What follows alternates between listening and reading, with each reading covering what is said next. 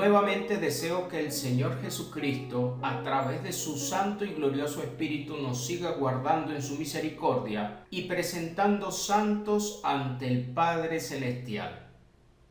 Continuamos con el video anterior, donde estuvimos estudiando acerca de la naturaleza del Cristo. Y recuerden que la pregunta que nos hicimos fue si Cristo verdaderamente es Dios con D mayúscula o Dios con D minúscula, basándonos en la argumentación de Juan capítulo 1, verso 1, donde asume que en ese principio el verbo estaba con Dios y ese verbo era Dios. Pero pudimos captar que si no entendiéramos esta verdad bíblica, nos encontraríamos con unas extrañas paradojas, ya que pudimos ver desde el Antiguo Testamento la pluralidad del Elohim, cuando en Génesis 1:26 Dios dijo: hagamos al hombre a nuestra imagen conforme a nuestra semejanza, lo que nos daba a entender que este Elohim era la pluralidad de Dios. Pero también pudimos encontrar que su forma singular en el hebreo se escribe él. Sin intenciones de ofender ningún mundo religioso, pudimos utilizar la argumentación que nos muestra los llamados testigos de Jehová, aquellos seguidores de la doctrina de Carlos Russell o Charles Russell, que a finales del siglo XIX se aliaron de alguna manera a la teoría de Arrio, que afirmaba que Cristo no es igual al Padre, utilizando citas como Juan capítulo 14, verso 28. Pero en el transcurso del video, que le invito a revisar nuevamente, pudimos captar que según Filipenses 2 a partir del verso 5, nos muestra el apóstol Pablo que Cristo existía en la forma de Dios, siendo igual a Dios, y que no estimó esa condición como cosa a que aferrarse, sino que se despoja de esa condición divina, haciéndose un siervo obediente y humillándose hasta la cruz. Pero ya en Juan 17, verso 5, el Cristo, antes de finalizar su proyecto, le solicita al Padre que le devuelva la gloria que tuvo con él antes que el mundo fuese. Lo que nos da a entender que Cristo, en esa condición de humanidad, está hablando desde una perspectiva de despojo, pero luego Dios lo exaltaría hasta lo sumo y le daría un nombre sobre todo nombre, para que en ese nombre del Cristo toda rodilla se doble y confiese que Él es Señor, para gloria de Dios Padre. Pudimos también revisar que este término Dios en el griego se puede escribir teón o teos, y chequeamos algunas citas donde ambos términos definen también al Padre Eterno, lo que nos da a entender que no define realmente la D minúscula. Captamos también que la importancia del Evangelio va dirigida a entender realmente quién era el Cristo antes de descender y morir en la cruz, y quién sería después de la resurrección, cuando la Biblia nos enseña que sería elevado para sentarse a la diestra de Dios Padre. Si no podemos comprender la naturaleza del Cristo antes de descender y una vez que asciende, es muy difícil poder doblar rodillas ante Él. Muchos de los que le seguían en el primer siglo pudieron reconocer su naturaleza gracias a la voluntad del Padre. Uno de los casos que pudimos estudiar, según Mateo 16, fue cuando Cristo le hace saber a Pedro que Dios le había revelado que Él era el Hijo del Dios viviente. Y los judíos de la época podían comprender que al Cristo decir que Dios era su propio Padre, se estaría haciendo igual a Dios. Y este sería uno de los motivos por los cuales, según Juan 19, el Cristo sería crucificado, porque para cualquier judío esto era una blasfemia. También pudimos hablar en el video anterior la diferencia entre huíos y teknon, que son palabras griegas utilizadas para definir hijos, pero el que Cristo está usando para referirse a hijo de Dios sería el huíos, o juíos con J como muchos lo pronuncian. Pudimos observar también que la confesión de fe tiene que ver con la aceptación del señorío del Cristo, porque así lo determinó el Dios Padre. Y ya desde el Antiguo Testamento, hombres como David reconocían ese señorío en tiempos de misterio, como lo pudimos leer en el Salmo 110, donde David dice: dijo el Señor a mi Señor. El Cristo vendría a cumplir la promesa dada a ese rey David, y por eso el Señor en la carne sería descendiente de este rey David, ya que Dios le había prometido confirmarle eternamente su reino. Sin embargo, muchos en el pasado, como las 10 tribus del norte, en aquel tiempo del rey Roboam, decidieron desconectarse de esa promesa diciendo: ¿qué parte tenemos nosotros con el hijo de Isaí? David, mira ahora por tu casa. La Biblia representa un todo donde el Cristo pasa a ser el centro de las promesas. Y es por eso que cuando el ángel Gabriel hace presencia ante María, le asegura que el niño que nacería sería hijo de Dios por concebirse por obra y gracia del Espíritu Santo. Y Dios le entregaría el trono de David para que reinara sobre la casa de Jacob eternamente y para siempre.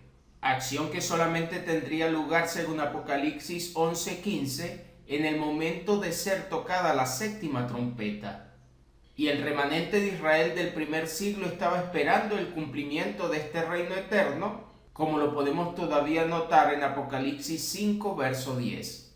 Reino que no abriría sus puertas hasta que el Cristo nuevamente se hiciera presente en esa nube con sus ángeles para dar retribución.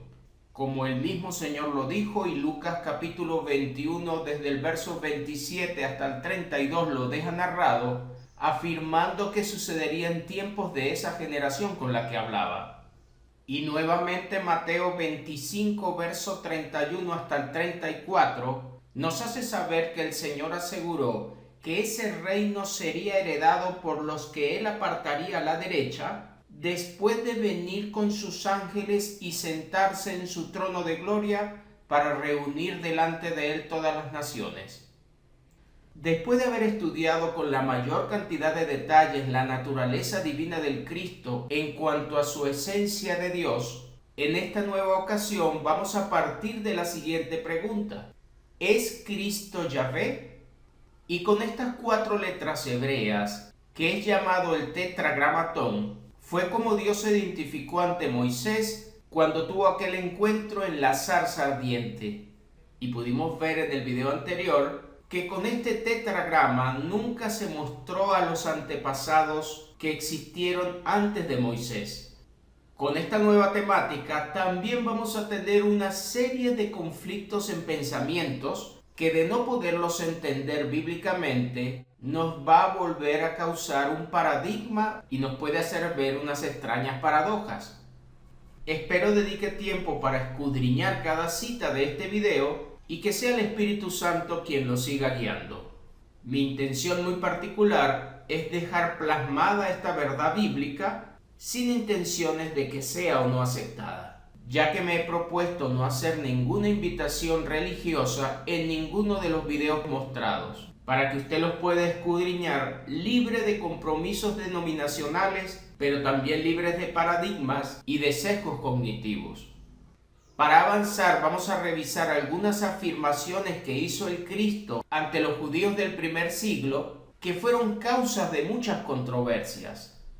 Una de ellas la vamos a encontrar en Juan capítulo 8, verso 19, donde esos judíos le preguntan: ¿dónde está tu Padre? Y Jesús responde: ni a mí me conocéis, ni a mi Padre. Si a mí me conocieseis, también a mi Padre conoceríais. Una afirmación de igualdad que pasaría a ser muy osada para esa época. Si me conocen a mí, también llegarían a conocer al Padre. Cuando hablamos de conocer hay muchos términos griegos que nos hacen ver esta realidad. Uno de ellos es el llamado noxis, que indica simplemente un conocimiento general. También existe el ginosco, que es una especie de intimidad con lo conocido, y que lo podemos encontrar en 1 de Juan 3:6, donde asegura que el que conoce a Dios no peca. También fue usado este término para definir la intimidad entre parejas, como podemos notar en Mateo 1, cuando afirma que José no conoció a María hasta después que dio a luz a su hijo primogénito. Allí aparece el término ginosco. Y un término mucho más profundo que se translitera al español eido, y que indica saber. Este término fue el usado por el Cristo cuando aseguraba que él conocía los pensamientos de los hombres. Y es justamente el que encontramos en esta cita para referirse a este término conocer, lo que nos hace ver la profundidad de ese tipo de conocimiento.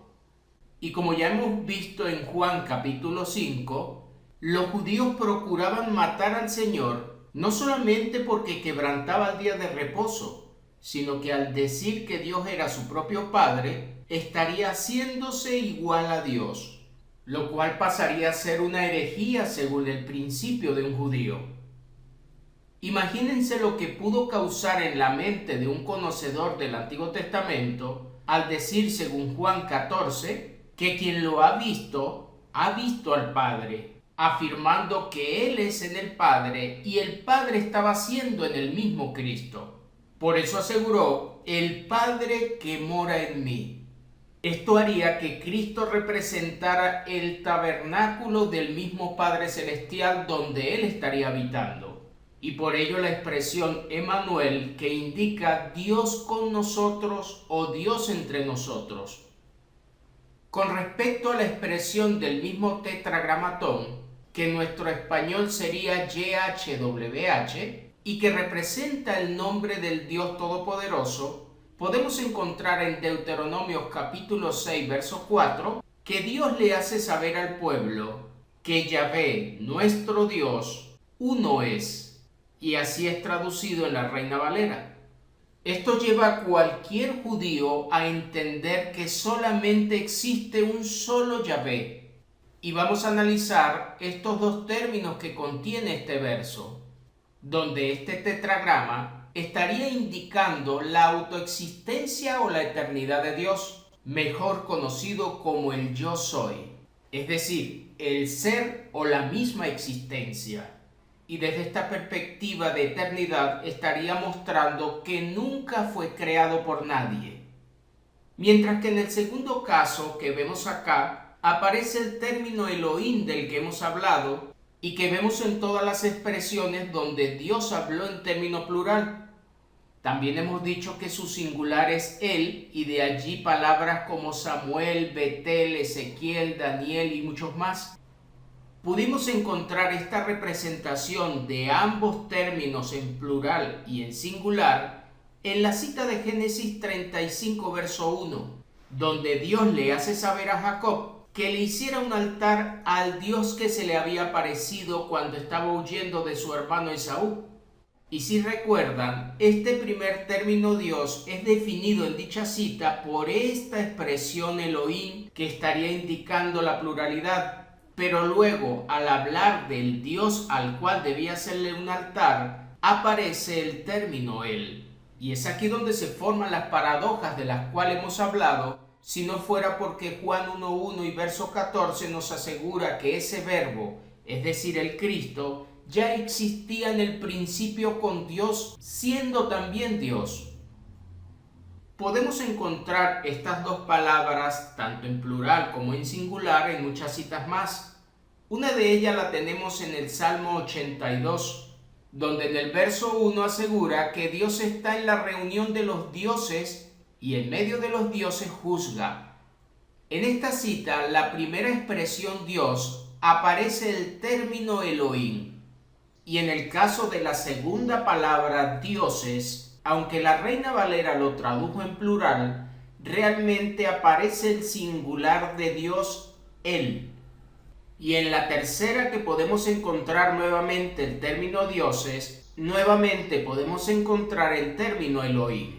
Y es necesario que podamos entender un poco sobre lo que nos está diciendo este salmo, ya que muchos pudieran llegar a pensar que existen más dioses y en medio de ellos el Dios Todopoderoso está haciendo juicio. Y esto sacaría de alguna forma de la mitología a los dioses paganos y haría creer de alguna manera de que se trata de dioses reales. Sin embargo, pudimos ver que en el Salmo 8, verso 5, este término de Elohim en plural también definió ángeles, y según Éxodo 22, 28 fue usado para definir a los jueces, lo que nos permitiría poder asumir que este término dioses que aparece en la segunda oración de este Salmo 82.1 puede estar haciendo referencia o bien a los ángeles o bien a los jueces. La Biblia textual lo traduce de la siguiente manera: Dios preside el consejo celestial, tratando de darle una especie de sinónimo a esta reunión de los dioses que nos contó el Salmo. Y luego sigue diciendo: entre los dioses dicta sentencia. Una versión como la Biblia K2, que es una Biblia israelita y que se asumen mesiánicos, traduce de la siguiente manera: Elohim se levanta en la asamblea de él. Observen bien que nuevamente utiliza el plural que vimos representado acá en este hebreo. Recuerden que el hebreo se lee de derecha hacia la izquierda. Y para definir el término él, que la Reina Valera tradujo en plural, esta versión K2 lo traduce en singular. Sin embargo, sigue diciendo que en medio de ellos él juzgará a los dioses. Muchas veces llegamos a conclusiones erradas cuando no leemos el texto completo. Y este Salmo 82 en el verso 6 nos cuenta que Dios le llamó dioses a todos sus hijos. E inmediatamente el verso 7 dice: pero como hombres moriréis. Estaba Dios hablándole a hombres, sin embargo utilizó para ellos el término Elohim, lo que nos daría a entender que estaría haciendo referencia a esta expresión jueces, como lo vimos en Éxodo 22-28, para dar a entender que Dios juzga en medio de esos jueces. Si lee desde el verso 2 notará que esos jueces estaban haciendo juicios injustos. Y Dios le dice en el verso 3 que debían defender al débil y al huérfano. También le afirma que debían hacer justicia al afligido y al menesteroso. No estaba hablando en esta segunda oración que presenta el verso de ningún ser celestial. El Cristo vuelve a utilizar esta referencia del Salmo 82 cuando, según Juan 10, 34 y 35, le estaban juzgando por llamarse hijo de Dios. Él les dice: ¿no está escrito en vuestra ley, yo dije, dioses sois? Si llamó dioses a aquellos a quienes vino la palabra de Dios, y la escritura no puede ser quebrantada. Estaba haciendo referencia justamente a esos hombres que estaban hablando de parte de Dios a ese pueblo de Israel. Tenemos entonces en este Salmo 82 que este Dios Elohim está en la reunión de Dios, y esto nos recordaría justamente a Génesis 35 verso 1, donde menciona a Dios como Elohim, pero también define a ese Dios particular que se había parecido a Jacob. Sin embargo, no son dos dioses separados, y Cristo en el Nuevo Testamento nos hace saber que Él habitaba justamente con la divinidad, al punto de decir, según Juan 10:30, yo y el Padre uno somos. Y no pasaron a ser desde el momento del nacimiento del Cristo, sino desde la misma eternidad. La doctrina de Arrio a finales del siglo III y principio del IV trataba de asumir que Cristo no es coexistente con el Padre, y llegaron en esa época a afirmar que Cristo existe a partir del momento que nació de María. Sin embargo, vemos que no es así, porque esa pluralidad que encontramos desde el Antiguo Testamento nos hace saber la verdad de Juan 1:1 al asumir que en el principio ya el Verbo existía junto con Dios, siendo Dios con él, tal cual nos dijo Filipenses capítulo 2, verso 6 en adelante. Por esa razón, pudimos leer en 1 de Timoteo 3:16, en la versión Reina Valera: Dios fue manifestado en carne. Y aunque realmente no aparece el término Dios en ese verso, sino que aparece el pronombre personal él, lo que estaría indicando que está siendo suplantado un sustantivo del cual viene hablando, podemos encontrar en el verso anterior, es decir, en el verso 15, que hace referencia al Dios vivo, para luego introducirse en el verso 16, Él fue manifestado en carne. Si toma solo el verso 16, pudiera asumirse que ha sido una adulteración del texto, pero si lo lee desde el verso 15, notará que ese verso 16 está conectado con el Dios vivo del que viene hablando. En cuanto a este término Yahvé o el tetragramatón, es un poco más difícil a primera vista relacionarlo con el Cristo.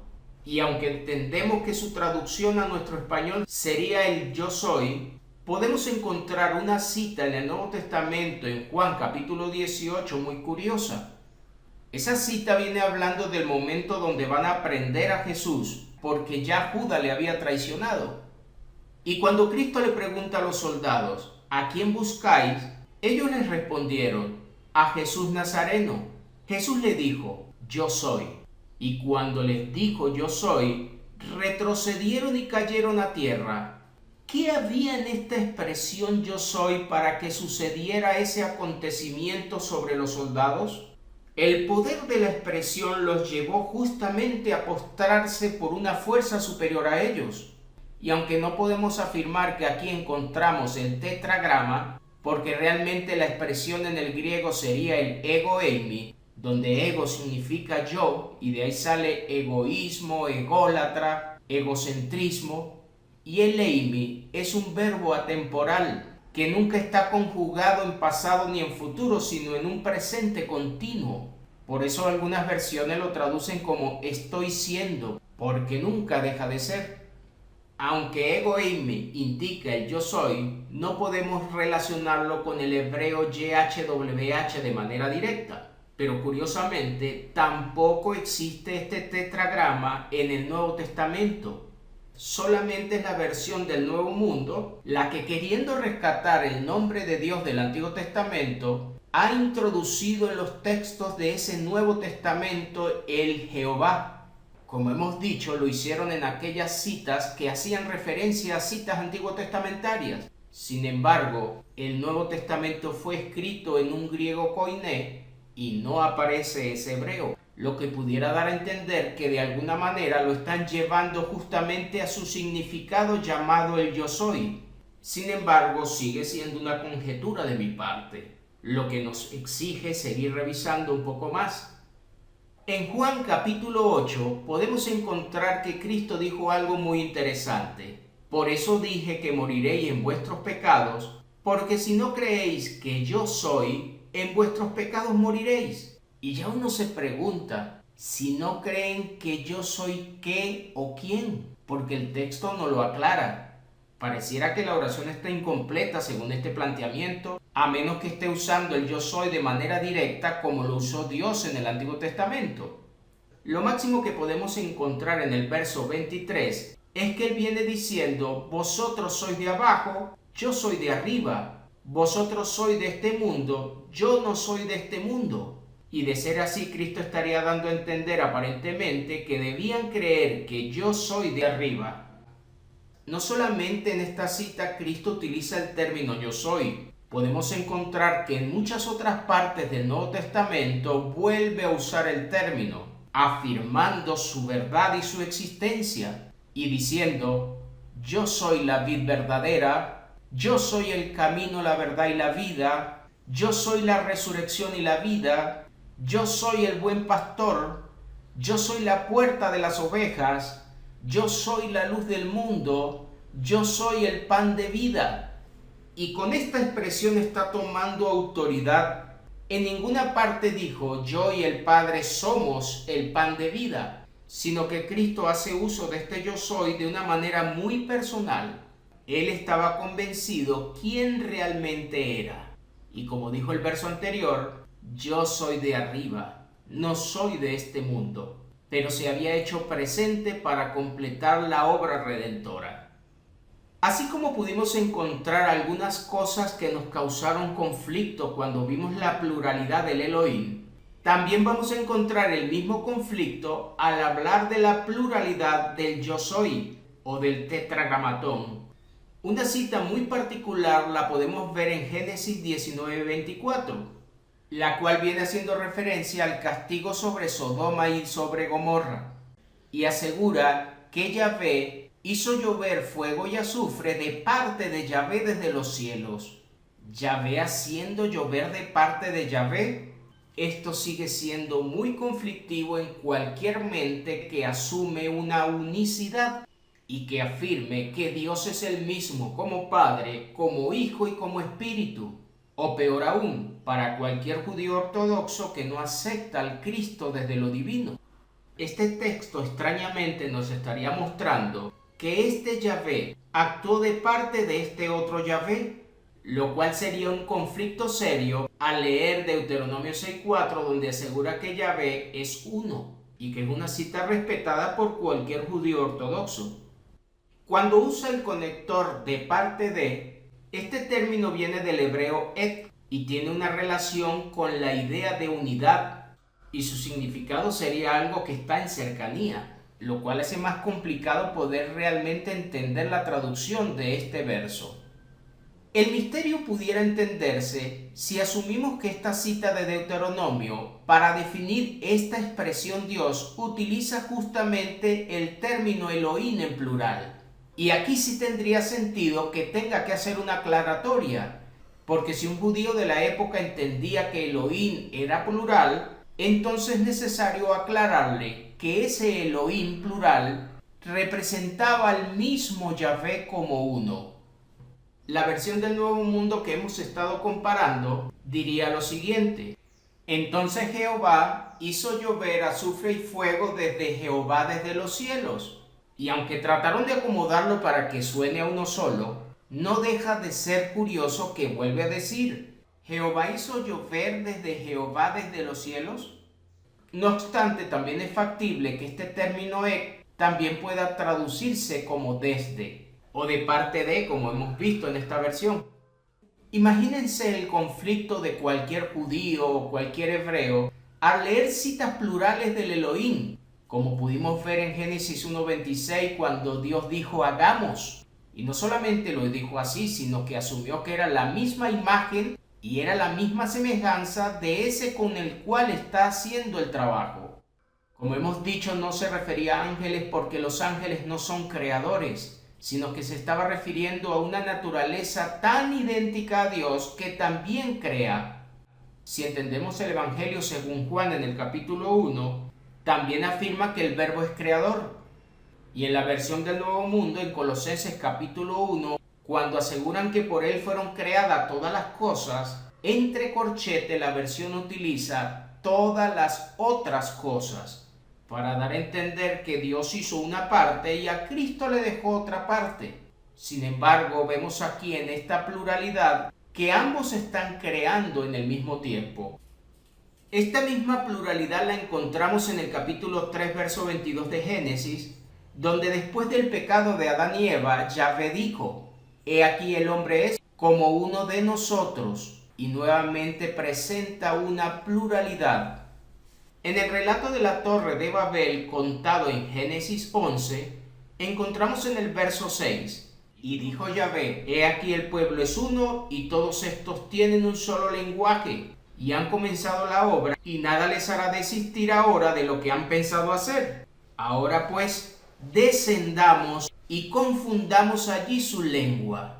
¿Qué conflicto pudieran causar todos estos versos en la mente de un judío al no entender esta pluralidad? Y sería desde esta perspectiva que le tiene que aclarar en Deuteronomio 6:4 que ese Elohim plural representa al mismo Yahvé. Muchas más citas nos van a ayudar a entender esta verdad con respecto al Cristo, porque si el Verbo es Dios desde el principio, está dentro de ese Elohim, formando ese Yahvé que envía fuego y azufre de parte de Yahvé. En Oseas capítulo 13, verso 4, Dios dice: mas yo soy Yahvé tu Dios desde la tierra de Egipto. No conocerás pues otro Dios fuera de mí, ni otro Salvador sino a mí. La versión del Nuevo Mundo que afirma que Cristo era un Dios con D minúscula estaría en contra de este planteamiento, porque jamás podrían conocer a un Dios con D minúscula fuera de Dios. Y también tendría problema cuando se asume que Cristo es el Salvador, porque aquí nos dice que no van a conocer tampoco a otro Salvador sino al mismo Yahvé. Esto hace que en su editada versión utilicen la siguiente expresión: pero yo soy Jehová tu Dios desde la tierra de Egipto, y no había Dios aparte de mí que conocieras, y no había Salvador sino yo. Y ahora cambia estos verbos hacia el pasado. Mientras que la Reina Valera lo muestra hacia el futuro diciendo no conocerás, ellos dicen no había. En el hebreo podemos conseguir este verbo definido como yadá y que indica conocer, pero también puede definir el término reconocer. Así tenemos entonces que mientras la Reina Valera traduce no conocerás, la versión Nuevo Mundo traduce y no había. Y mientras dice que no conocerán tampoco a otro Salvador sino al mismo Yahvé, la versión del Nuevo Mundo dice que no había Salvador sino yo. Algunas versiones, como la NTV, traducen conocer por reconocer. Y diría así: no debes reconocer a ningún otro Dios aparte de mí, porque no hay otro Salvador. Y esto sería más conflictivo, porque en el momento en que en el Nuevo Testamento se reconoce a Cristo como Dios, hay solamente dos lógicas razonables. O Cristo es Dios apegado al planteamiento bíblico, o el Cristo que nos cuenta el Nuevo Testamento se asumió Dios sin serlo. Y esto daría valor a un judío ortodoxo al no asumirlo como el Mesías. Pero la historia paralela nos cuenta que Cristo sí existió y que cumplió las profecías anunciadas de él desde el Antiguo Testamento.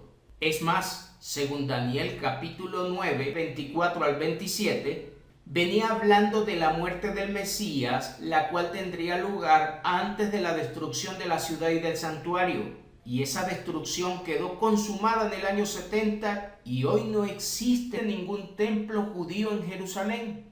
Lo que indica que el Mesías que vendría antes de la destrucción ya se hizo presente. Y el hecho de entender que todavía lo están esperando es como asumir que todavía el templo no ha sido destruido. Por eso asumen la reconstrucción de un tercer templo para poder justificar que el Mesías no ha venido. Tenemos entonces que esta versión NTV nos hace ver el término conocer como reconocer, y desde la perspectiva de la cita anunciada no debía reconocerse a otro Dios ni a otro Salvador, sino solo a Yahvé. Lucas en el capítulo 1 nos cuenta acerca de las palabras de Zacarías, el padre de Juan el Bautista, y afirma que Dios les había levantado un poderoso Salvador, refiriéndose al Cristo. En el griego aparece la palabra keras para definir poderoso y que también puede ser traducido como un cuerno, tal cual lo muestra esta versión del Nuevo Mundo. Pero si no habría otro Salvador, no debía Cristo tampoco llamarse así, a menos que él tenga la naturaleza de este Yahvé. En Lucas 2, una vez que el Cristo nace, los ángeles le dicen a los pastores en el verso 11: os ha nacido hoy en la ciudad de David un Salvador que es Cristo el Señor. En Juan capítulo 4, después de que Cristo tiene ese encuentro con la samaritana y ella a su vez le cuenta a los otros compañeros, ellos dicen según el verso 42: ya no creemos solamente por tu dicho, es decir, el dicho de la mujer, porque nosotros mismos hemos oído y sabemos que verdaderamente este es el Salvador del mundo, el Cristo. Observen que sería una herejía si lo vemos desde la cita de Oseas capítulo 13, pero si entendemos que Cristo habita dentro de la naturaleza del Yahvé siendo Dios, entonces ya no habría conflicto. En Hechos capítulo 4, el apóstol Pedro asegura que en ningún otro hay salvación y que solamente en el nombre del Señor se puede llegar a ser salvos. Es decir, fuera de él no hay salvación. Primera de Juan capítulo 4, verso 14, también asegura lo siguiente: y nosotros hemos visto y testificamos que el Padre ha enviado al Hijo, el Salvador del mundo. Si Cristo es el Salvador y no debían reconocer a otro Salvador sino solo a Yahvé, entonces hay una relación perfecta entre el Cristo y el Yahvé del cual venía hablando el verso. La versión del Nuevo Mundo asegura en la misma cita que el Padre envió a su Hijo como Salvador del mundo y damos testimonio de eso. Reconocer a Cristo como el Salvador es reconocer al mismo Yahvé Salvador de la historia. Y por eso siempre el Cristo dio a entender que él había salido de Dios, y el mismo Dios nos dice que fuera de él no hay quien salve. Y de igual manera dijo Isaías que fuera de Dios no hay Dios, lo que coloca al Cristo con una igualdad del Yahvé Salvador que siempre nos contó el Antiguo Testamento. La coexistencia eterna de Cristo con el Padre la podemos ver manifestada en otros pasajes. Encontramos, por ejemplo, en Isaías 48, que desde el verso 9 viene hablando el Todopoderoso, y si se deja llevar por la lectura, notará que estaría hablando del Yahvé que conocían en ese momento. Así nos cuenta la cita: por amor de mi nombre diferiré mi ira, y para alabanza mía la reprimiré para no destruirte. Aquí estaría hablando el Todopoderoso inevitablemente. He aquí te he purificado y no como a plata, te he escogido en horno de aflicción. Por mí, por amor de mí mismo lo haré, para que no sea mancillado mi nombre y mi honra no la daré a otro. Sería conflictivo creer que no está hablando el Todopoderoso que se conocía en el Antiguo Testamento y que ha sido representado por el YHWH. Sigue contándonos el Todopoderoso en el verso 12. Óyeme, Jacob, y tú, Israel, a quien llamé, yo mismo, yo el primero, yo también el postrero. Mi mano fundó también la tierra, y mi mano derecha midió los cielos con el palmo. Al llamarlos yo, comparecieron juntamente. Nuevamente nos está dando características específicas del Todopoderoso, y lo está mostrando no solamente como el Creador, sino el que siempre existió y siempre seguirá existiendo. Sigue contando el verso 14. Juntaos todos vosotros y oíd. ¿Quién hay entre ellos que anuncie estas cosas? Aquel a quien Yahvé amó ejecutará su voluntad en Babilonia, y su brazo estará sobre los caldeos. Yo hablé, y le llamé y le traje. Por tanto será prosperado su camino. Este representante del yo que nos cuenta el verso 15 estaría haciendo referencia nuevamente al Todopoderoso. Pero observen el giro que va a dar en el verso 16. Acercaos a mí, es decir, a Dios, oíd esto. Desde el principio no hablé en secreto. Desde que eso se hizo, allí estaba yo, es decir, el Todopoderoso. Y ahora me envió Yahvé el Señor y su Espíritu. Esta persona que está hablando hasta el verso 16 y que tiene una condición de primero y último, además de fundador de la tierra y de los cielos, y que según el texto existe desde el principio, ahora está afirmando que lo ha enviado Yahvé el Señor y su Espíritu. Y definitivamente ya no estaría entonces haciendo referencia directamente al Padre Celestial, sino que inevitablemente podemos ver en este verso el misterio hermoso del Cristo presente antes de descender a la tierra.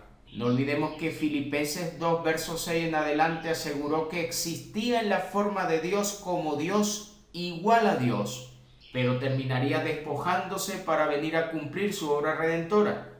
Por mucho tiempo hemos tratado de contar al Cristo como una promesa o una profecía desde el Antiguo Testamento, pero si ya era eterno junto con el Padre, debemos encontrarlo presente actuando en todos los tiempos y no esperando precisamente que llegara el tiempo de ser encarnado para poder venir a hacerse presente en la tierra. Tenemos entonces que este verso 16 nos cuenta una gran verdad, y es la presencia de este Todopoderoso del que viene hablando, siendo enviado ahora por Yahvé y su Espíritu. De aquí muchos pudieran sacar la expresión de la Trinidad, que aunque no es una palabra que se encuentra directamente en la Biblia, nos está mostrando la pluralidad del Padre, del Hijo y del Espíritu Santo. La versión del Nuevo Mundo diría lo siguiente en ese verso 16. Acérquense a mí, oigan esto. Desde el comienzo no he hablado en ningún escondrijo. Desde el tiempo en que ocurrió esto, yo he estado allí.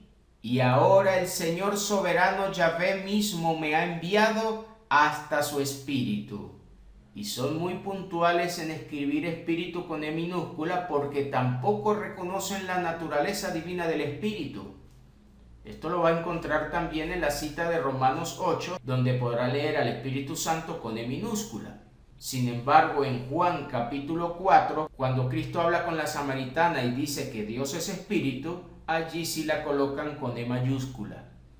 Aunque pareciera algo trivial para el ser humano, esta forma como usted escriba espíritu con E mayúscula o minúscula, o Dios con D mayúscula o minúscula, también da a entender que tanto conocimiento tiene sobre la naturaleza del Cristo y del Espíritu Santo. En Isaías 46 vamos a encontrar nuevamente esas expresiones que suenan muy paradójicas, cuando en el verso 6 dice: así dice Yahvé, Rey de Israel, y su Redentor, Yahvé de los ejércitos. Este copulador I nos está mostrando una separación o diferenciación entre ambos Yahvé que estamos notando acá. Y viéndolo desde la gramática encontraríamos un Yahvé que es Rey de Israel y el Redentor Yahvé de los ejércitos. Así como en la cita de Génesis 19:24 pudimos leer que Yahvé hizo llover fuego y azufre de parte de Yahvé. Y sigue diciendo este verso de Isaías después de los 2 puntos: yo soy el primero y yo el postrero, refiriéndose a este Yahvé que nos está contando el verso y que hemos visto que estaba en la cita anterior. Y deja claro nuevamente: y fuera de mí no hay Dios. Vuelvo a repetir, si Cristo sale de Dios, estaba dentro de Dios y por lo tanto también es Dios por el hecho de estar dentro de Dios. La versión del Nuevo Mundo diría lo siguiente: esto es lo que ha dicho Jehová, el Rey de Israel, y el recomprador de él, Jehová de los ejércitos. Yo soy el primero y yo soy el último, y fuera de mí no hay Dios. A diferencia de la cita anterior, no utilizó el término redentor, sino recomprador, lo cual pasaría a ser de alguna manera una especie de sinónimo, porque la redención justamente consiste en eso, en entregar un pago por el rescate de algo. En el hebreo aparecería la palabra Gaal, y la puede encontrar en el Strong con el número 1350, para indicar comprar de vuelta la propiedad de un pariente, y que inclusive se utilizaba para el hecho de redimir a la esposa de un hermano que había fallecido sin haber dejado descendencia. Asumiendo entonces que Yahvé es el único redentor, encontramos en la cita de Romanos 3:24 que afirma que esa redención es en Cristo Jesús.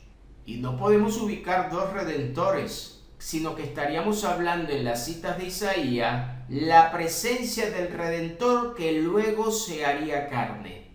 En el griego esta palabra redención se escribe apolútrosis, donde apo indica fuera y está acompañada de la palabra griega lutron, que define algo con que aflojar o soltar, es decir, el precio de la redención o del rescate, y terminaría indicando redención en pleno, librar, y específicamente estaría relacionándose con la salvación, que es lo que Cristo vendría a consumar.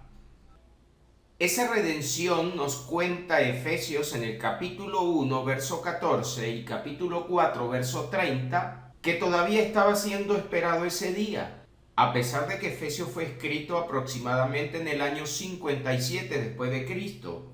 Y según el mismo Señor, esa redención se acercaría cuando el Señor viniera en la nube.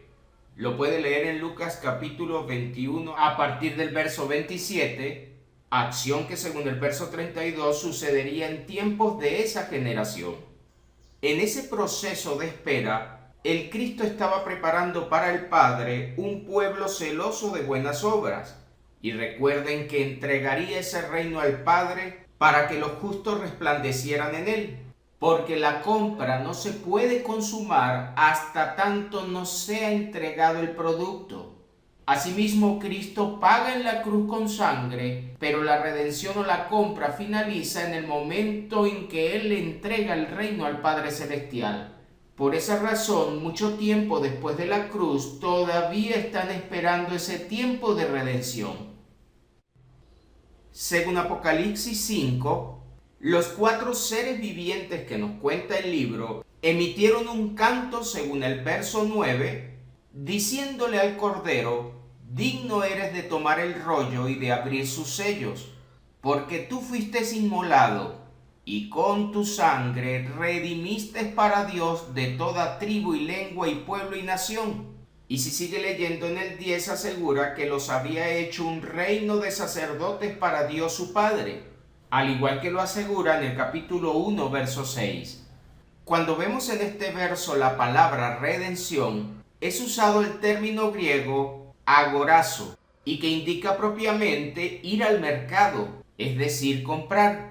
Por eso podemos notar que en el Antiguo Testamento, en la cita de Isaías 44:6, el Yahvé Redentor, según la versión del Nuevo Mundo, sería el Rey comprador, y con su sangre estaría justamente comprando ese pueblo o comprando esa iglesia para hacerle la entrega al Dios y Padre. Teniendo claro esta cita de Isaías 44:6, podemos notar que este Yahvé Redentor estaría haciendo referencia al Cristo antes de despojarse de su condición divina. Y lo podemos entender al seguir leyendo Juan 1, donde asegura que en el principio el Logos, es decir, el Verbo, estaba ante Dios y Dios era ese Logos. También pudiera traducirse por palabra, pero las ediciones que lo colocan en el español verbo lo hacen para seguir manteniendo en masculino esta expresión, al decir el verbo, ya que la palabra, aunque también puede ser usada, hace que el texto se pronuncie de alguna manera en femenino usando el artículo la en vez de él. Ese misterio del verbo que se haría carne, el apóstol Pablo nos lo cuenta, como hemos dicho en Filipenses capítulo 2, al hablar del sentir que tuvo Cristo, ya que siendo en forma de Dios, no estimó el ser igual a Dios como cosa que aferrarse, sino que se despoja a sí mismo y toma forma de siervo, para poder ser semejante a los hombres y pasar a ser ese Cordero perfecto que haría el pago por la expiación de ese pueblo al cual redimiría. Y observen de alguna manera la autonomía del Cristo al asegurar que Él mismo se despoja, lo que muestra su toma de decisión y su propia autoridad. Como hemos dicho, si Cristo tenía forma e igualdad a Dios, debe estar presente en todos los tiempos, y no solamente a partir de su nacimiento carnal. Y hemos notado de alguna forma la pluralidad del Yahvé, como pudimos captar en Génesis 19:24, al decir que Yahvé hizo llover sobre Sodoma y Gomorra fuego y azufre de parte de Yahvé desde los cielos. Pero esta no es la única cita que nos muestra esta pluralidad de Yahvé, ya que en Zacarías capítulo 3, en el verso 2, Yahvé dice a Satanás: Yahvé te reprenda, lo cual sería muy paradójico si no entendemos la unidad del Cristo y el Padre. Asumiendo erradamente que Cristo no estaba presente en este verso y que solamente hablaba del Padre, debió haber dicho algo así como: Yahvé dice a Satanás, yo te reprendo. Pero en este verso encontramos a un Yahvé que le habla a Satanás, asumiendo que otro Yahvé lo reprendería. Y esto sería una complicación en la mente de cualquier judío. Por eso hemos visto que Deuteronomio 6:4 le aclara que Yahvé nuestro Dios uno es. Y no olviden que usó el término Elohim en plural para referirse a Dios en ese verso. La versión del Nuevo Mundo diría en esta cita: entonces el ángel de Jehová le dijo a Satanás, que Jehová te reprenda, Satanás. Y aunque el verso no lo dice así, ciertamente los versos previos venían hablando del ángel de Yahvé, pero no lo caracteriza llamándole ángel en el verso 2 que hemos visto en Zacarías, sino que directamente le llama Yahvé. Al agregar esta versión el sustantivo ángel, ya no sonaría de la misma manera como lo muestra el Hebreos de dicha cita. Sin embargo, es necesario seguir hablando del ángel de Yahvé, el cual nos va a seguir presentando cosas muy importantes que nos van a sacar de muchos paradigmas. Una de ellas la vamos a encontrar en Jueces capítulo 2, donde asegura el ángel de Yahvé que fue él quien sacó de Egipto a Israel y los introdujo a esa tierra que había jurado a los padres. Y observen cómo está tomando una condición en primera persona para hablar no solamente de un juramento, sino que ese ángel había hecho pacto con ese pueblo de Israel, lo cual lo lleva mucho más allá de ser simplemente un enviado. Observemos la cita de manera corrida. El ángel de Yahvé subió de Gilgal a Boquín y dijo: Yo os saqué de Egipto y os introduje en la tierra de la cual había jurado a vuestros padres, diciendo: No invalidaré jamás mi pacto con vosotros. Esto es muy complicado si el ángel simplemente es un enviado de Yahvé de los ejércitos. Y observe que el ángel sigue diciendo, aparte de que no invalidaría más ese pacto, le coloca la condición para que esto sucediera, diciendo en el verso 2, con tal que vosotros no hagáis pacto con los moradores de esta tierra, cuyos altares habéis de derribar, mas vosotros no habéis atendido a mi voz, la voz del ángel. ¿Por qué habéis hecho esto? Por tanto, yo también digo, no los echaré de delante de vosotros, sino que serán azotes para vuestros costados, y sus dioses os serán tropezadero. Cuando el ángel de Yahvé habló estas palabras a los hijos de Israel, el pueblo alzó su voz y lloró. Es un ángel con una determinación muy personal. Y no precisamente está diciendo que está hablando de parte de Dios Todopoderoso, sino que asume estas palabras como propias. Vamos a tomar esta primera parte de dicho verso, dejando claro que este ángel de Yahvé aseguró que fue él quien los sacó de Egipto. Ahora vamos a compararlo con otra cita en Éxodo capítulo 20, donde dice lo siguiente: Y habló Dios todas estas palabras diciendo: Yo soy Yahvé tu Dios, que te saqué de la tierra de Egipto, de casa de servidumbre. Y ahora note lo complicado. En Jueces quien saca al pueblo de ese lugar es el ángel de Yahvé, mientras que en Éxodo asegura que es Yahvé Dios quien lo sacó de Egipto. Y ya no utiliza el término ángel. Las cosas pudieran complicarse, pero para quienes respetamos lo escrito, al contrario, nos va a aclarar esta situación. Cuando en Judas capítulo 1, verso 4, el escritor viene hablando del Dios único y soberano y menciona a nuestro Señor Jesucristo. Y en el verso 5 les dice: Mas quiero recordaros, ya que una vez lo habéis sabido, que el Señor, habiendo salvado al pueblo, sacándolo de Egipto, después destruyó a los que no creyeron. Y observen que ahora nos está diciendo que quien sacó a ese pueblo de Egipto fue el mismo Señor. E inevitablemente el Señor del cual viene hablando es del Señor Jesucristo. Entendiendo esta verdad que nos está contando Judas, tendríamos entonces que el Señor fue quien sacó al pueblo de Egipto. Éxodo nos dice que es Yahvé quien lo sacó y Jueces nos contó que es el ángel de Yahvé, lo cual nos permite ver al Cristo actuando en tiempos pasados como la representación misma de este ángel. Malaquías en el capítulo 3 le dice al pueblo de Israel que Dios aseguró que enviaría al mensajero previamente, lo cual estaría haciendo referencia a Juan el Bautista, que según el capítulo 4 estaría representando al profeta Elías. Y que Lucas en el capítulo 1 a partir del verso 12 nos cuenta que se trataba del mismo Juan el Bautista. Lo cierto del caso que Juan prepararía el camino delante de Dios. Y observe que quien viene hablando en este verso asegura que vendría súbitamente a su templo el Señor, a quien vosotros buscáis, y el ángel del pacto a quien deseáis vosotros. He aquí que viene, ha dicho Yahvé de los ejércitos.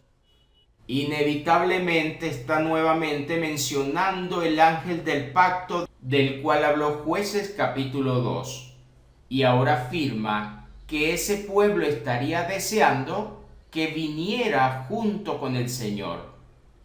Hebreos en el capítulo 8, verso 6 nos asegura que solo Cristo es el mediador de ese pacto que ellos estaban esperando que se confirmara, lo cual nos hace preguntar, ¿o está Cristo mediando un pacto diferente o está haciendo referencia al mismo ángel del pacto del que habló Malaquías?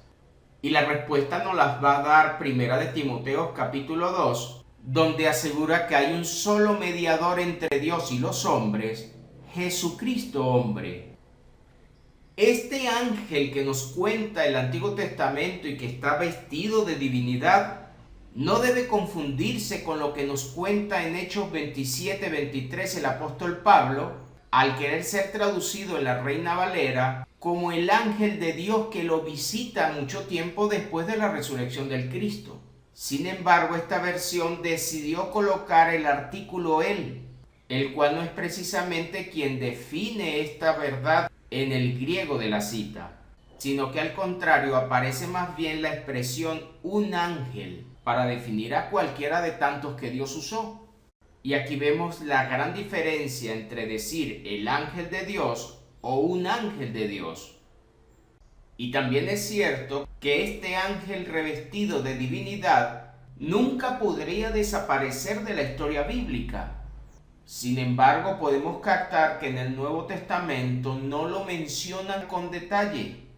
Y cada vez que decimos el ángel de Yahvé acampa alrededor de los que le teme y lo defiende, haciendo uso del Salmo 34:7, es porque no estamos definiendo muy bien quién representa ese ángel en el Nuevo Testamento. Recordemos también que ángel no es más que una transliteración del término del griego al español, que también puede indicar, según el griego, mensajero. En Éxodo capítulo 23, a partir del verso 20, podemos encontrar otra profundidad con relación a la personalidad de este ángel.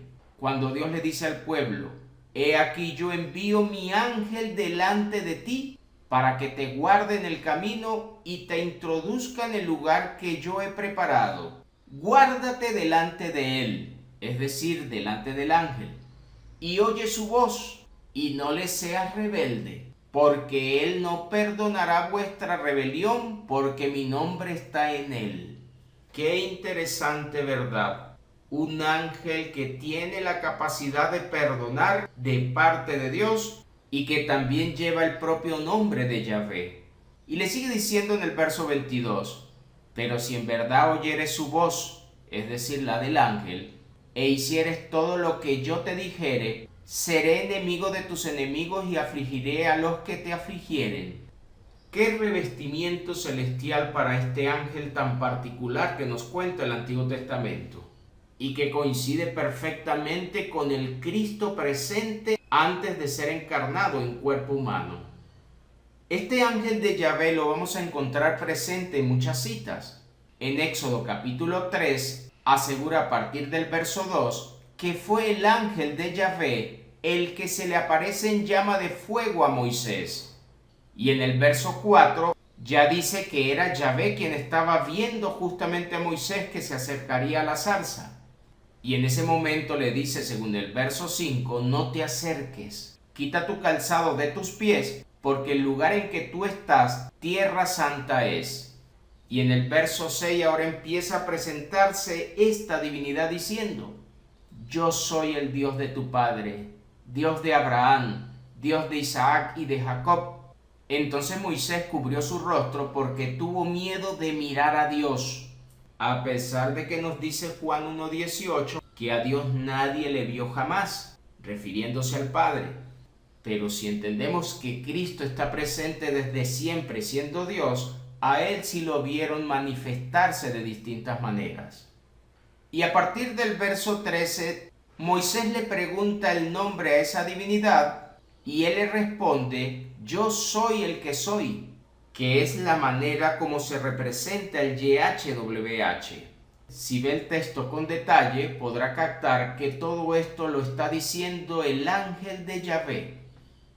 Hay muchas más manifestaciones de este ángel y podemos encontrarlo nuevamente en la cita de Jueces 13, donde se le aparece a Manoa y su esposa, que son los padres de Sansón. Y cuando ellos vieron que el ángel de Yahvé subió junto con la llama hacia el cielo, se postraron en tierra, y el ángel de Yahvé no volvió a aparecer a Manoa ni a su mujer. Entonces conoció Manoa que era el ángel de Yahvé, y dijo Manoa a su mujer: ciertamente moriremos, porque a Dios hemos visto. Teofanías del Cristo haciéndose presente y hombres asegurando que estaban viendo a Dios.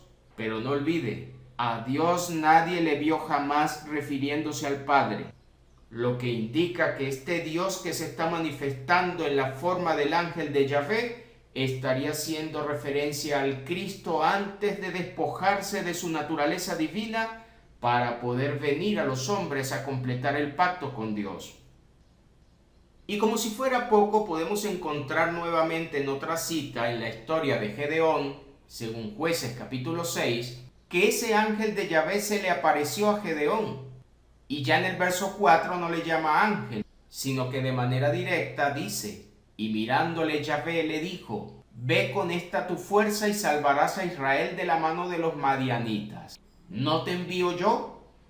Ya en el verso 16 le dice Yahvé: ciertamente yo estaré contigo. Y a partir del verso 20 le sigue hablando con la descripción del ángel de Dios y sobre la carne y los panes sin levaduras que había preparado el mismo Gedeón. El ángel de Yahvé extiende el báculo, toca con la punta la carne y los panes sin levadura, y subió fuego de la peña hasta consumir la carne y los panes sin levadura. Y el ángel de Yahvé desapareció de la vista de Gedeón. Observen nuevamente lo que nos va a contar a partir del 22.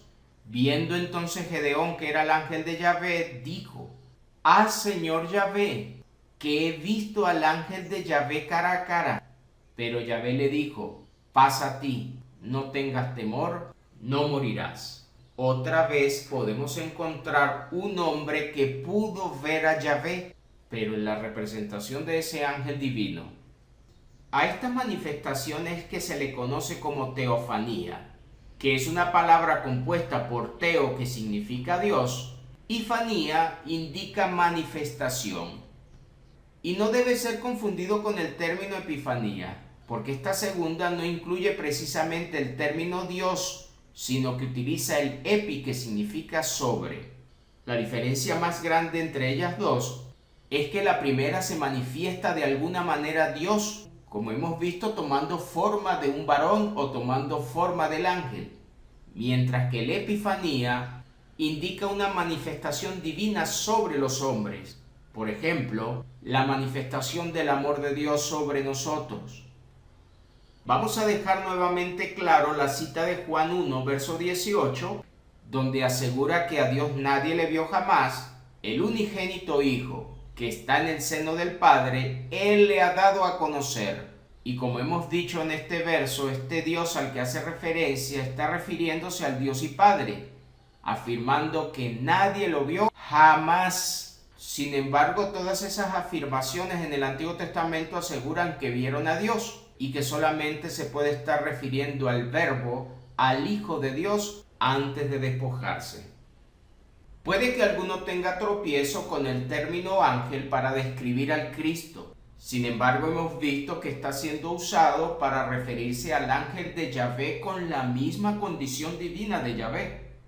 En el hebreo, la palabra que define a ángel es el término malak, y como hemos dicho, también describe a un mensajero.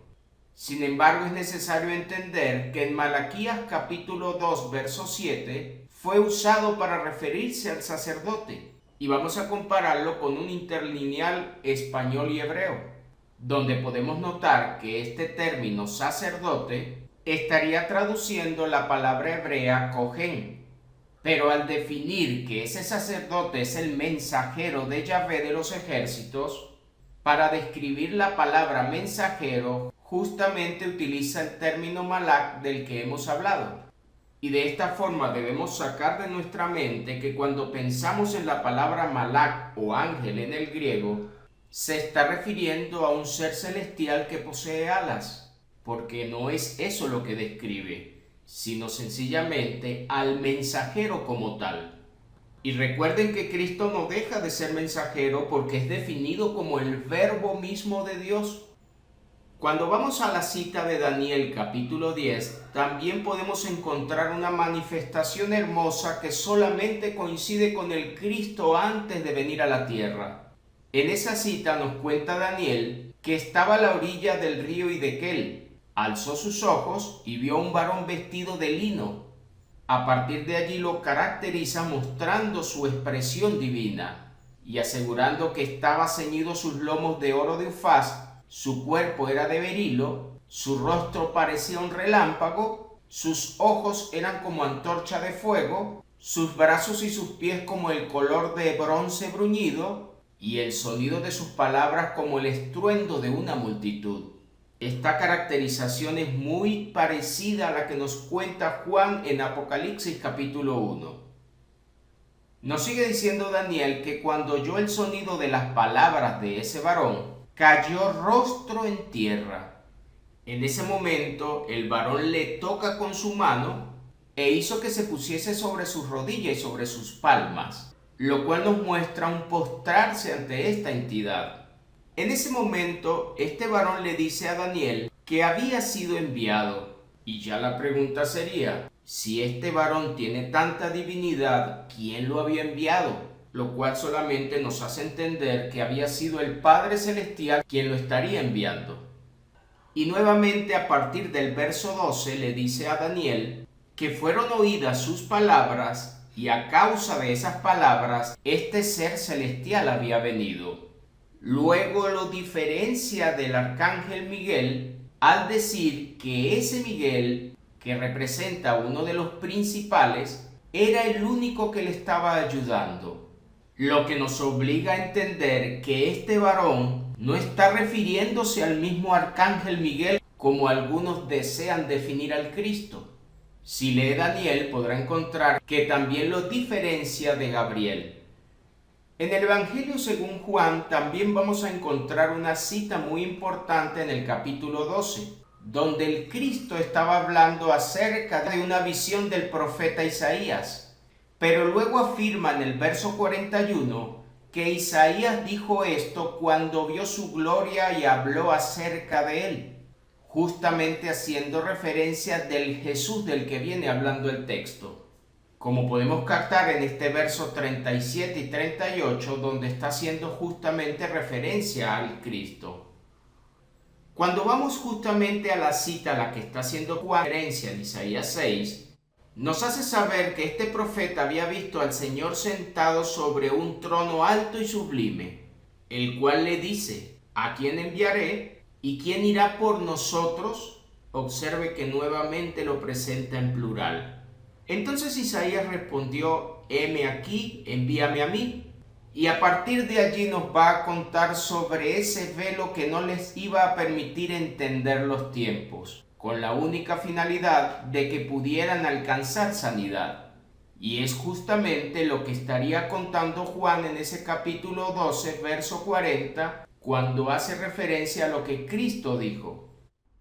Asumiendo que este mismo Juan aseguró que nadie ha visto a Dios jamás, entonces este relato de Isaías solamente puede coincidir con una visión del Cristo antes de despojarse.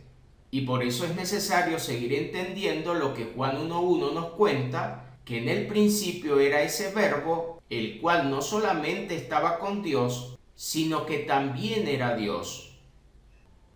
Asumiendo que Cristo es la misma voz de Dios o la misma palabra de Dios, que ahora se está haciendo presente en un cuerpo humano para venir justamente a hablarle a los hombres, entonces asumimos que en el Antiguo Testamento también hablaba de parte de Dios.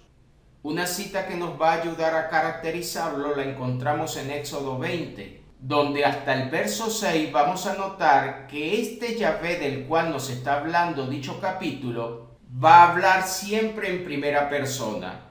Y luego a partir del verso 7 va a referirse a Yahvé como otra persona y ya no va a hablar en el pronombre personal yo. Observemos. Yo soy Yahvé tu Dios, que te saqué de la tierra de Egipto. No tendrás dioses ajenos delante de mí. Observen hasta aquí que utiliza el yo, también afirma te saqué y ahora está diciendo que no tengan dioses delante de mí.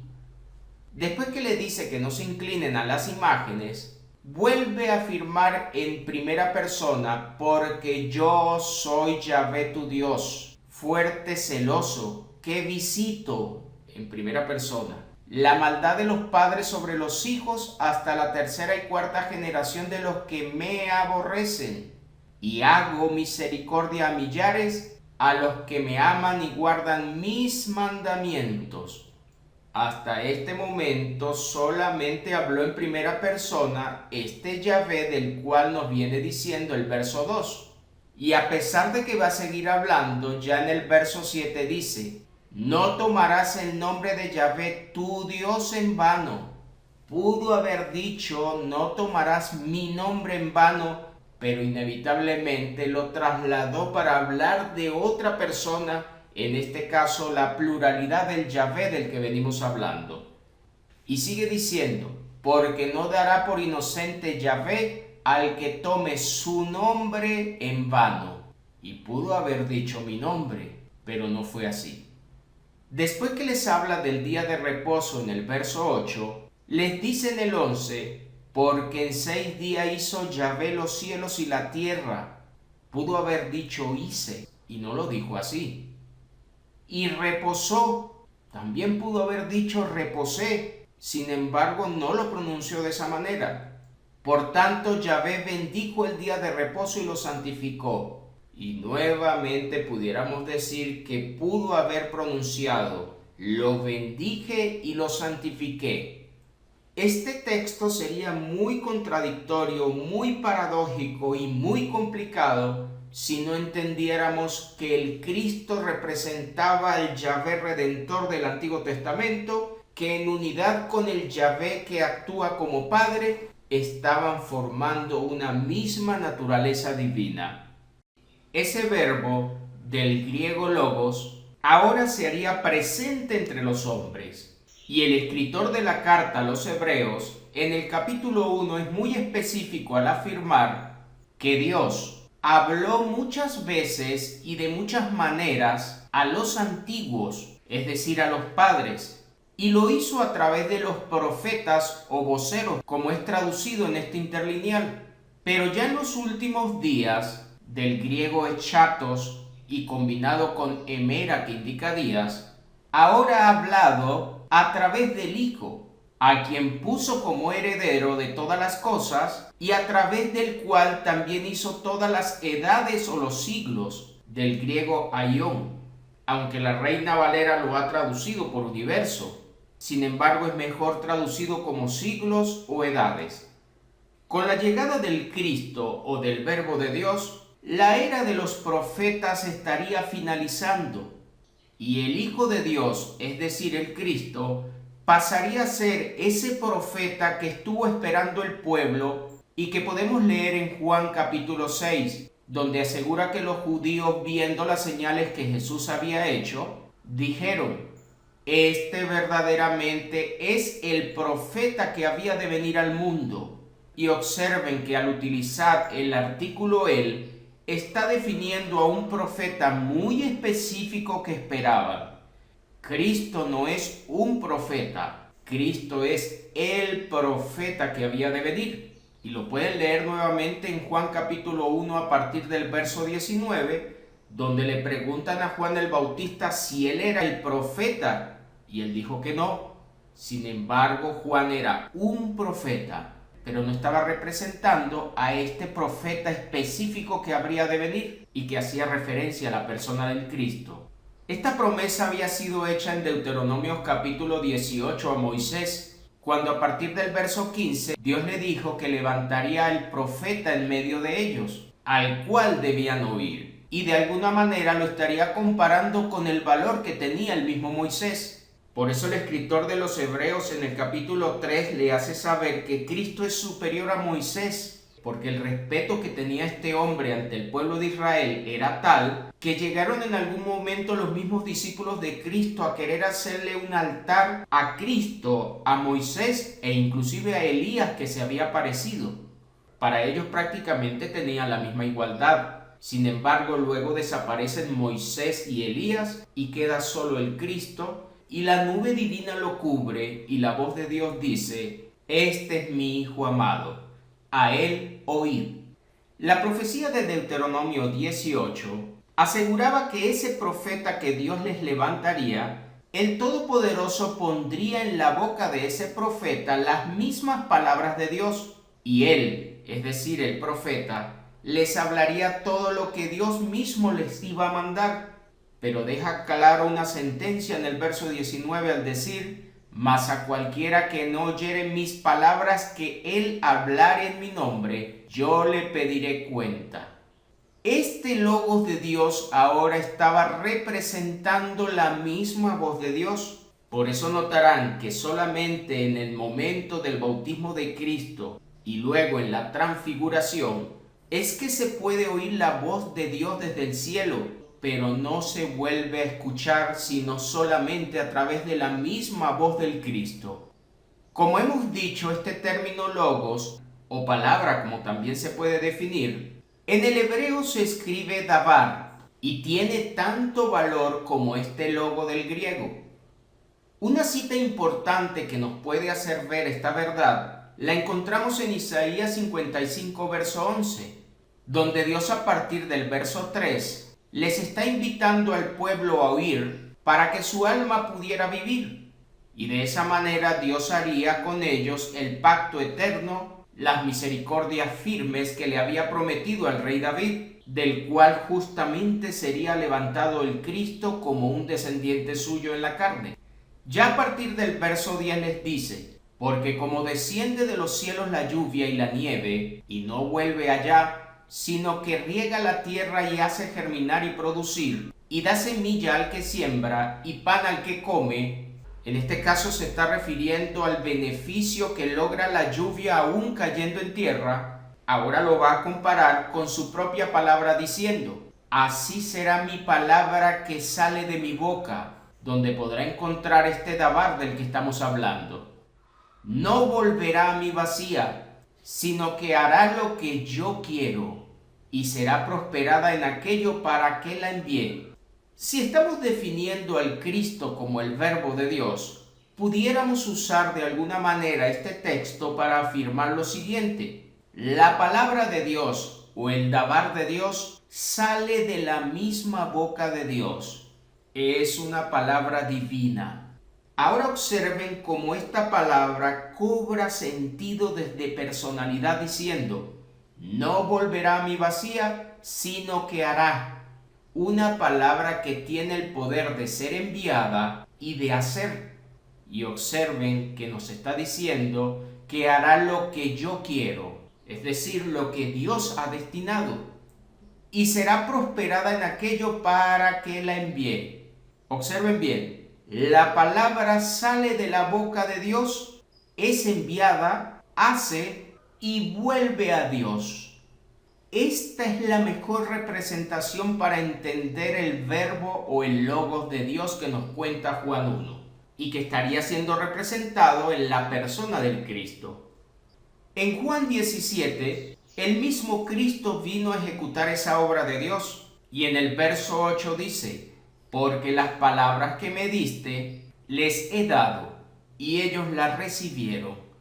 Cristo muchas veces dijo que Él no hablaba por su propia cuenta, sino que esas palabras eran emitidas del mismo Dios. Y observen que esta palabra o mensaje, en este caso que Dios le estaría dando, harían que los discípulos pudieran conocer que verdaderamente Cristo había salido de Dios y habrían creído que Dios lo había enviado, así como lo mencionó para el dabar de Isaías capítulo 55. En el capítulo 13, Juan reafirma aún más lo que Cristo dijo.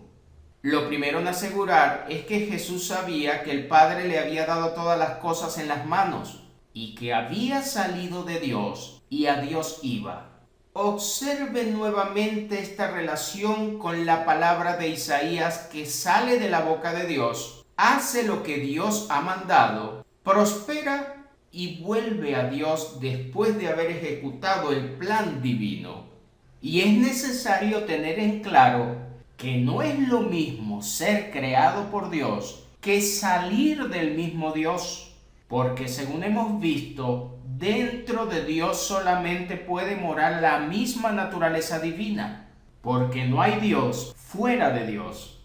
Esto coloca al Cristo desde la coeternidad con el mismo Padre Celestial, y no precisamente como una creación, a pesar que según Colosenses 1:15, sea usada la cita para definir a Cristo como el primogénito de la creación. Pero si sigue leyendo, también asegura que es el primogénito de entre los muertos, y no fue Cristo el primero en resucitar porque ya lo había hecho inclusive Lázaro previo a la resurrección del Cristo.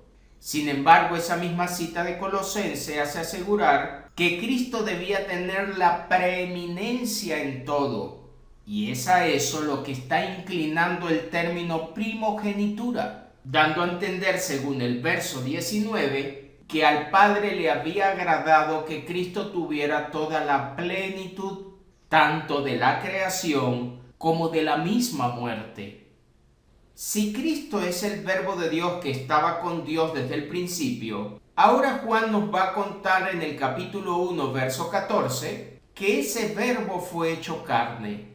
La voz de Dios se hizo presente entre los hombres y vino revestido de gloria, y ellos la pudieron observar como el unigénito del Padre, lleno de gracia y de verdad.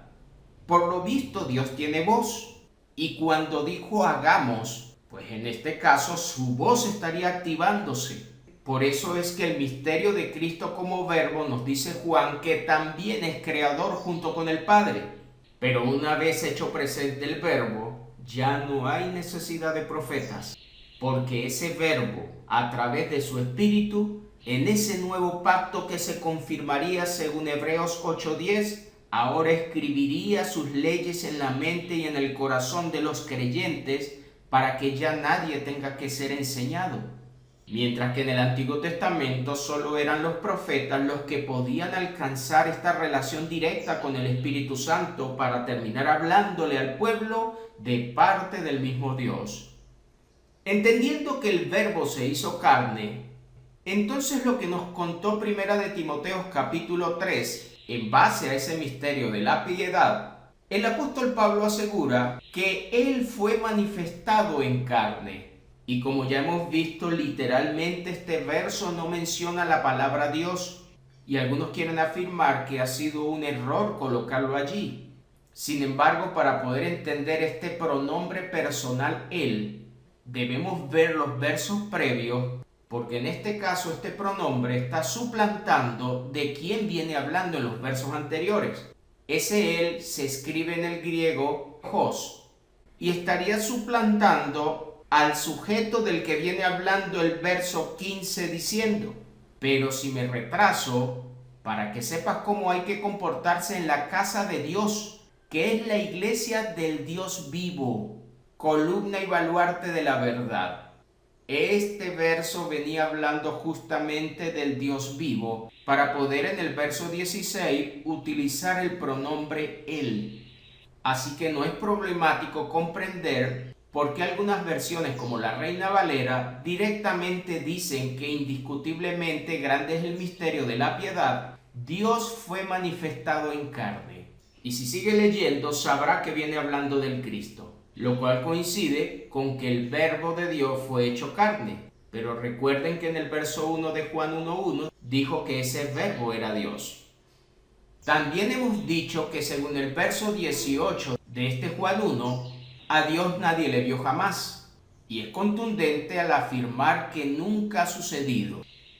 Pero también deja claro que ese Hijo único que habitaba con Dios en forma de Dios y que es el Verbo, Él es quien le ha dado realmente a conocer.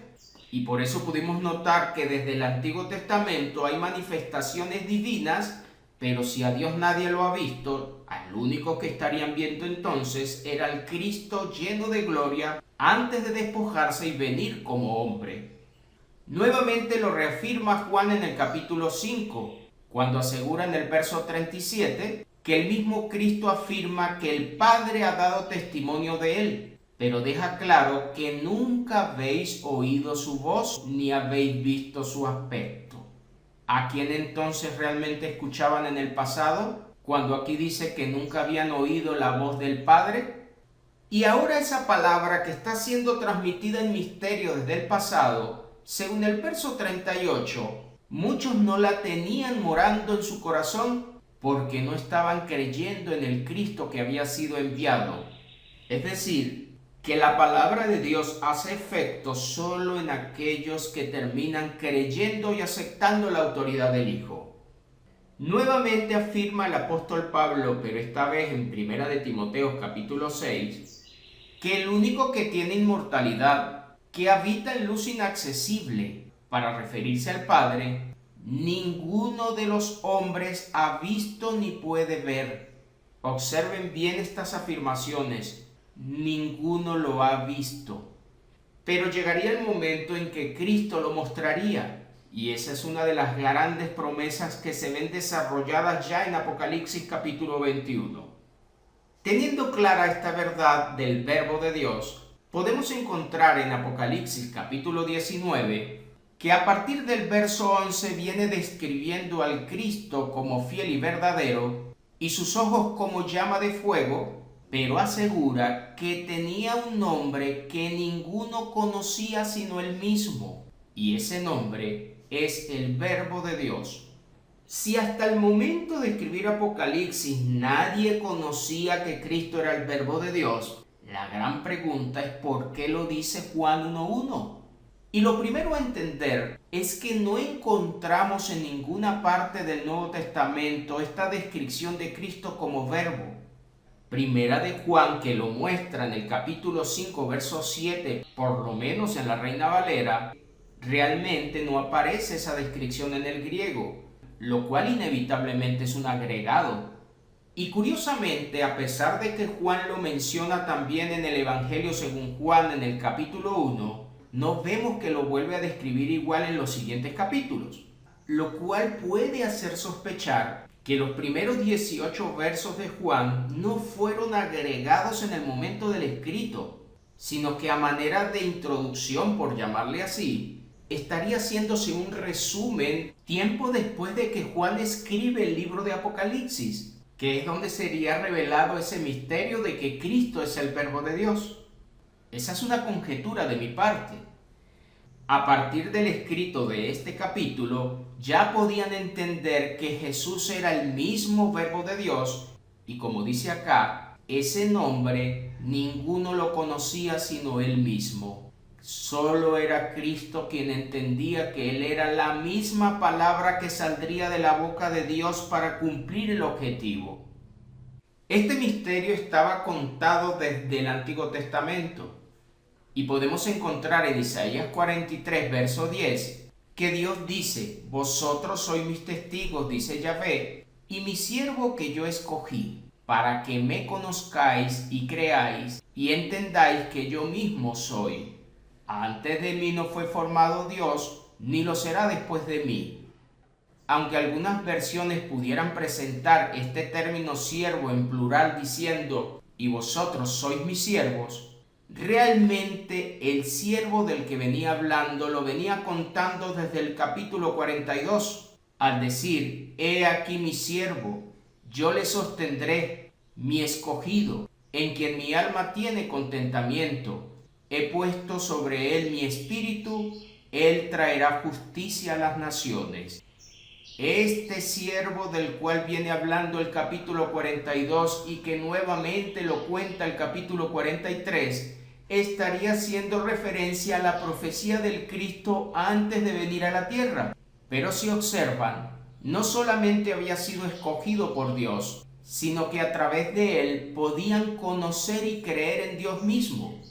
Pero observen que asegura que también entenderían que ese siervo era Dios mismo.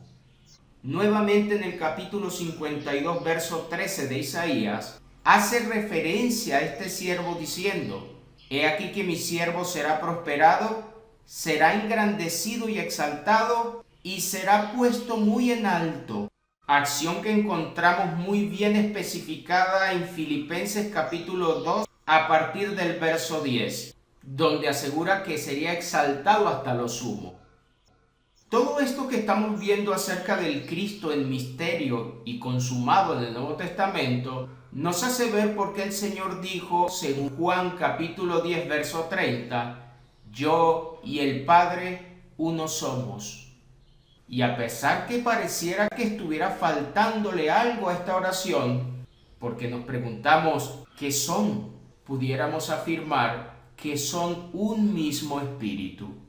Y así como Cristo aseguró que Dios es espíritu, ambos estarían siendo Dios mismo.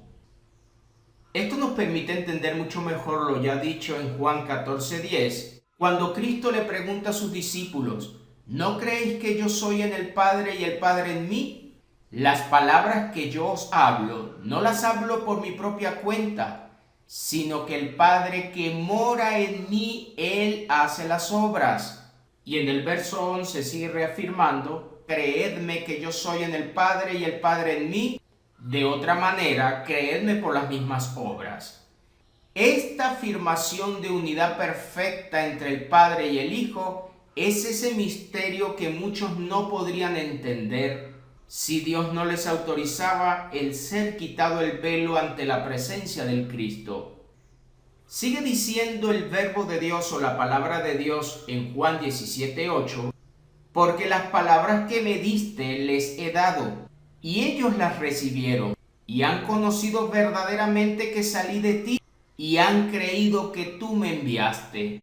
Y de esta manera estarían entendiendo la profecía de Isaías acerca de ese siervo de Dios, a través del cual podrían conocer a Dios.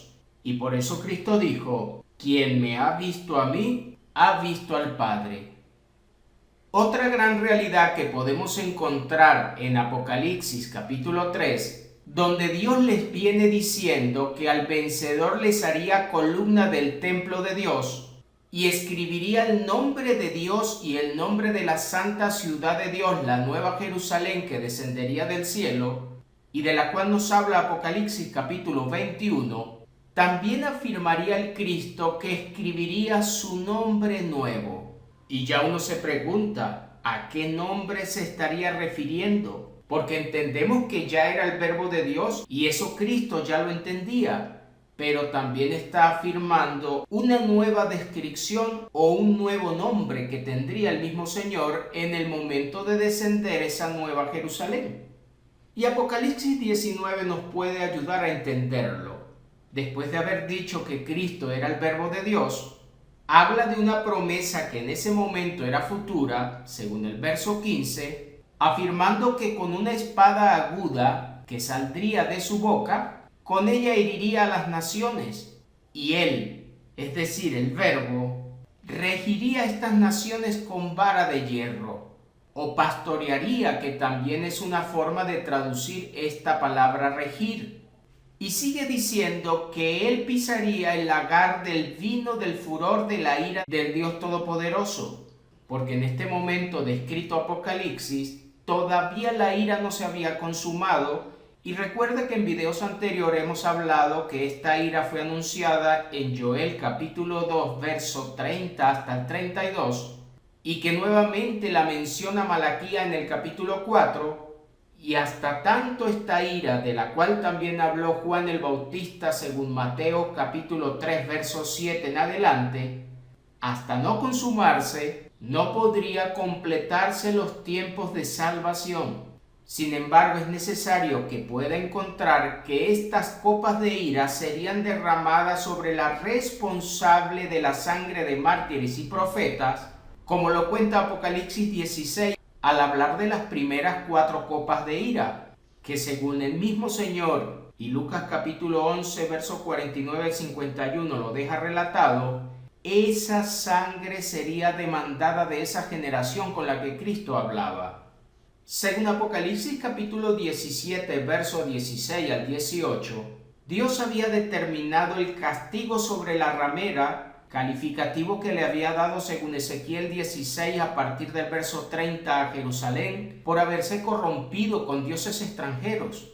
Y asegura Apocalipsis 17 que Dios permitiría que una bestia la desolara, la castigara, la desnudara y la quemara con fuego para cumplir sus palabras, tal cual estaba anunciado. Y Cristo, según Lucas 21, a partir del verso 20 hasta el 24, vuelve a afirmar que Jerusalén tendría que ser hollada por gentiles para cumplir esos tiempos de retribución que estaban anunciados. Y según el verso 32, sucedería en tiempos de esa generación con la que el Señor hablaba.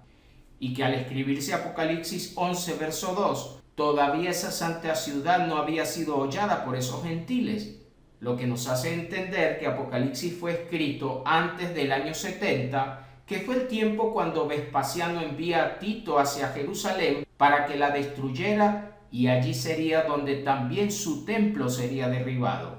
Pero le invito a conocer más de esta ira revisando los videos que hablan de ella en este mismo canal. Lo cierto del caso que hasta que esto no sucediera, Cristo no habría puesto a todos sus enemigos debajo de sus pies. E inclusive la misma bestia que produciría esa desolación de la que habló Daniel, también recibiría su castigo, como lo puede leer en Apocalipsis 16 a partir de la quinta copa.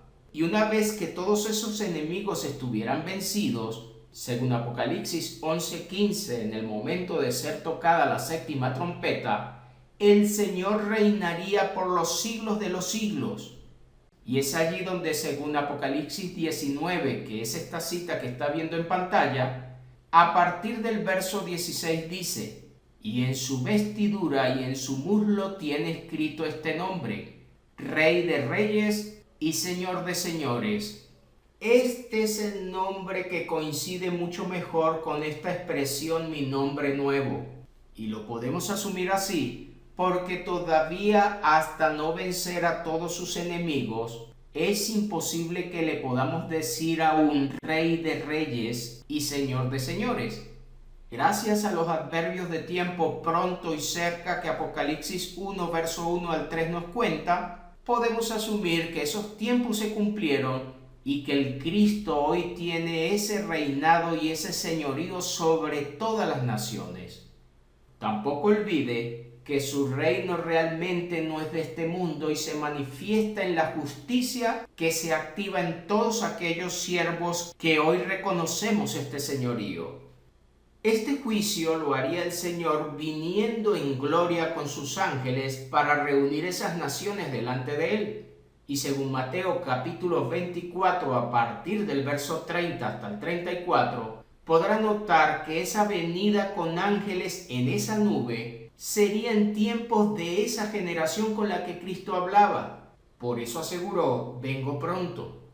Y según Mateo 25, 31 al 34, una vez que el Señor viniera, los que apartaría hacia la derecha heredarían ese reino preparado desde la fundación del mundo. Pero según el verso 31, en ese momento el Señor vendría a sentarse en su trono de gloria. Y hasta que esto no sucediera, estaría sentado a la derecha del trono del Padre. Sin embargo, después de su venida en gloria, ahora estaría sentado sobre su propio trono. Y es por eso que en Apocalipsis capítulo 22, verso 3, sobre esa santa ciudad de Jerusalén que descendería, asegura que para los escogidos ya no habría más maldición, y el trono de Dios y del Cordero estará en ella, y sus siervos le servirán. Según este texto, el trono ahora le pertenece a Dios y al mismo Cordero. Y de esta manera el misterio quedaría totalmente consumado al entender la gloria que el Cristo recibe junto al Padre Eterno por los siglos de los siglos. Por esa razón, en el video anterior, que le invito a volverlo a ver, comentamos que el Evangelio era mucho más profundo de lo que las personas anuncian. Y ese Evangelio que define la fe en Cristo no solamente estaría anunciando la muerte, sepultura y resurrección del Señor, sino que pudimos ver que antes de hablar de su muerte, debemos saber de dónde vino realmente el Señor y a dónde fue después de resucitado. En el video anterior entendimos que antes de descender y después de ascender, Cristo ha sido el mismo Elohim, el Teón o el Teos, que definimos como Dios mismo, con D mayúscula, nunca se lo olvide. Pero ahora en este nuevo video espero hayamos comprendido que también es el Yahvé Redentor del que habló el Antiguo Testamento y que tiene la misma divinidad que el Padre Eterno antes de despojarse y venir a la tierra y después de ser exaltado.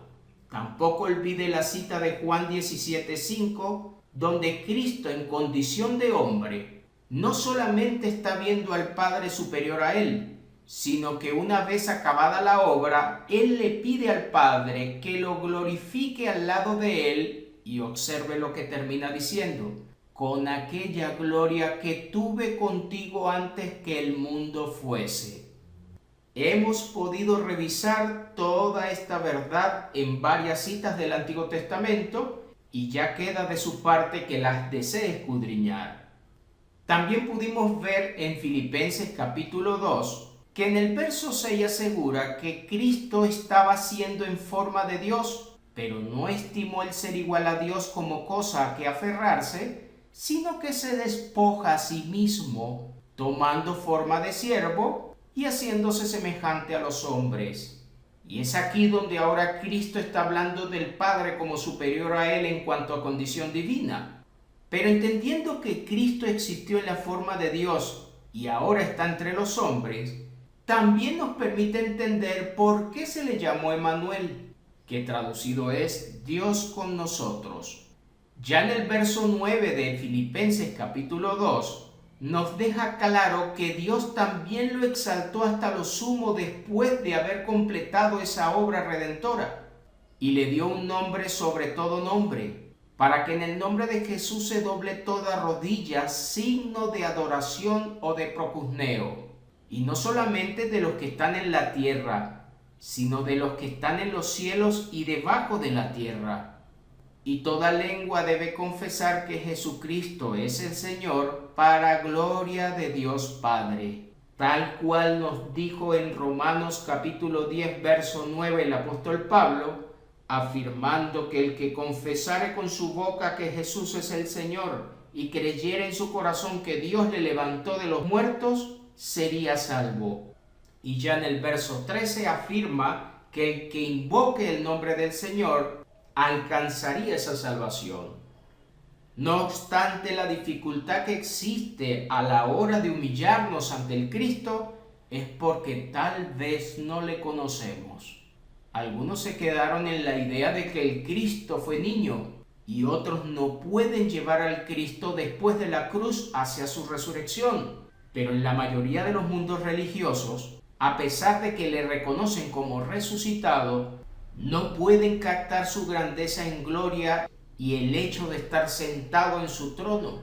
Y lo pudimos notar en la versión del Nuevo Mundo, que ha insistido en editarse tratando de subestimar la grandeza del Cristo. Y como hemos visto, esa teoría ya había sido pronunciada por Arrio a finales del siglo III, principios del IV. Espero en el Señor que pueda revisar nuevamente este video y que pueda derrumbar sesgos cognitivos y todos esos paradigmas que no nos permiten ver la verdad en el Señor. Mi función nuevamente es informarles. Ya queda de parte de ustedes el querer escudriñar. Cristo Jesús, el Señor y Dios Todopoderoso, sentado junto al Padre Celestial en trono de gloria, haciéndose presente en nuestras almas a través de su Santo y Glorioso Espíritu, nos siga guardando en su misericordia.